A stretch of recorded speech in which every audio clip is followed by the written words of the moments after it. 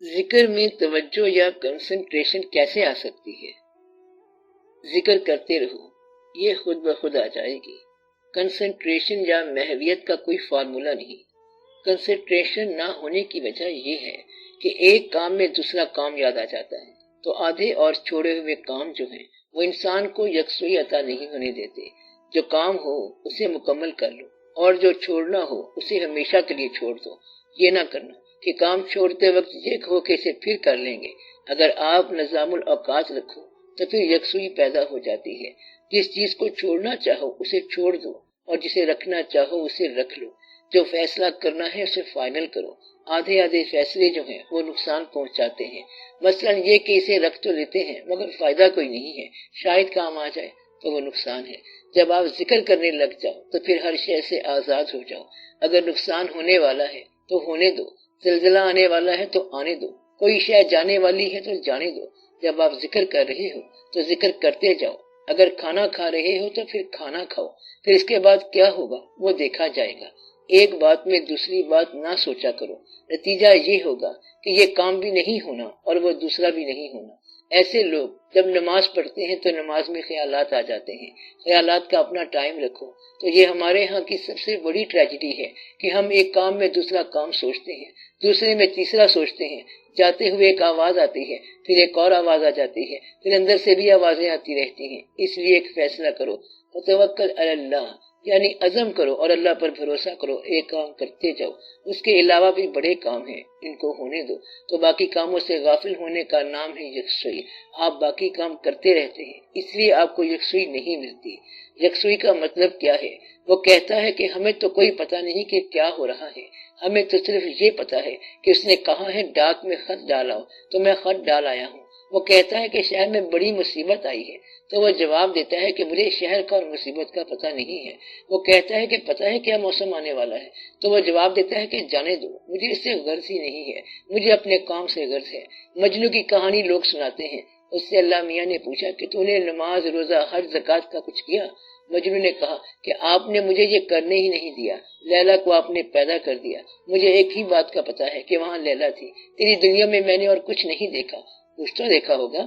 مجنو نے کہا کہ کچھ بھی نہیں دیکھا۔ تو یہ ہے یکسوئی۔ یکسوئی کا معنی کیا ہے؟ ایک مقصد حیات اور باقی تمام مقاصد حیات، ایون مذاہب جو ہیں وہ سارے کے سارے ترک۔ تو یہ ہوتی ہے یکسوئی۔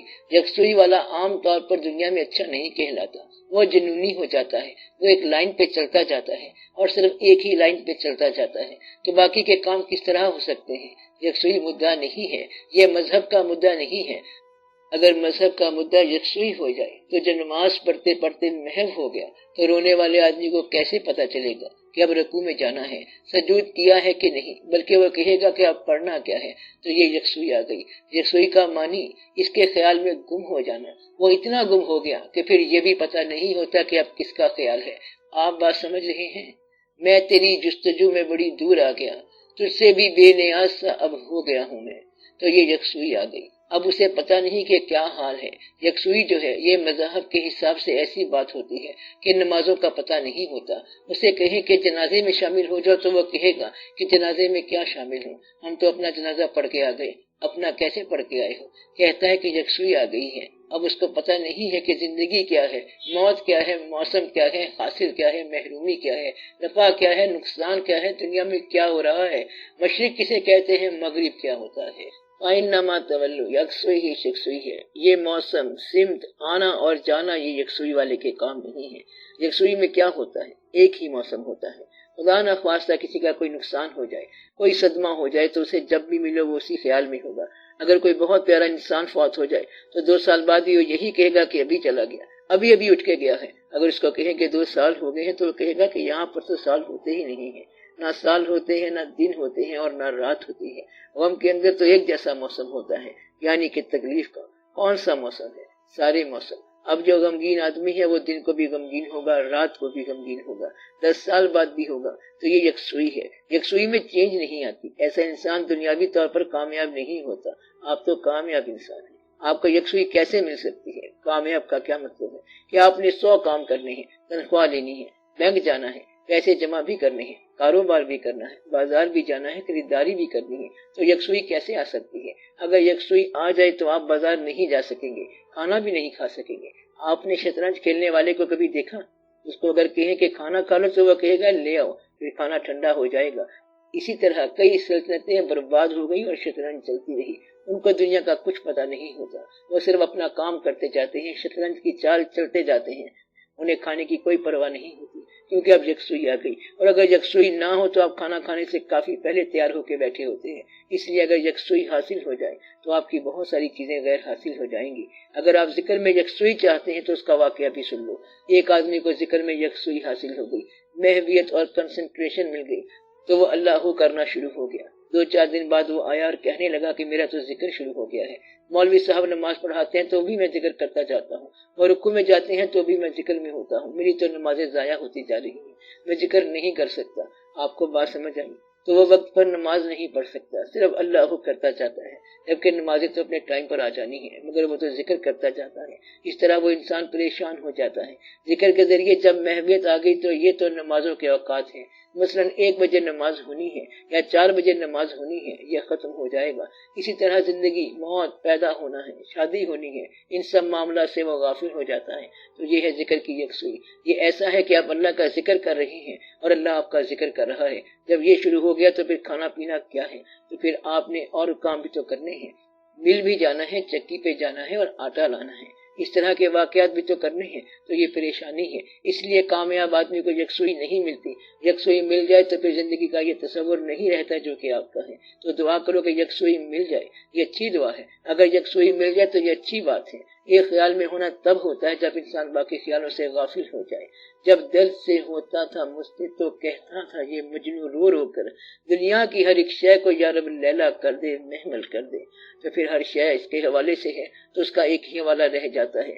ذکر کرنے والا ہر شے کو ذکر میں شامل کر دیتا ہے، بلکہ اس میں جھونک دیتا ہے، اس کے باقی کے واقعات ضائع ہو جاتے ہیں، وہ مجذوب ہو جاتا ہے یا مجنون ہو جاتا ہے۔ وہ ذکر میں کامیاب ہوتا ہے مگر باقی شعبہ حیات میں کامیاب نہیں ہو سکتا۔ جس آدمی نے دفتر ٹھیک ٹائم پہ جانا ہے تو جس کی عادت کی بات ہے وہ کامیاب آدمی ہے۔ عین ٹائم پہ اٹھتا ہے، صبح عین وقت پہ ناشتہ کرتا ہے، عین وقت پر دفتر جاتا ہے، عین وقت پر واپس لوٹتا ہے، عین ٹائم پر نماز پڑھتا ہے، عین ٹائم پر سب واقعات ہوتے ہیں اور پورے ٹائم پر سو جاتا ہے، تو کہتے ہیں کہ اس کی زندگی کامیاب ہے۔ ذکر والا کہے گا کہ اس سے زیادہ ناکام ہی کوئی نہیں، تو وہ کامیاب ہے کیونکہ فرائض پورے کر رہا ہے۔ مگر جس ایک دائرے میں وہ کامیاب ہے، اس کے علاوہ زندگی کے جتنے دائرے ہیں ان سب سے وہ غافل ہے۔ آپ کو بات سمجھ آئی؟ جس کا ایک دائرہ ہے، مکمل دائرہ ہے، اس دائرے میں تو وہ مکمل ہے کہ صبح اٹھنا، بیدار ہونا، شام ہونا، نماز پڑھنا اور پورے ٹائم پر سو جانا۔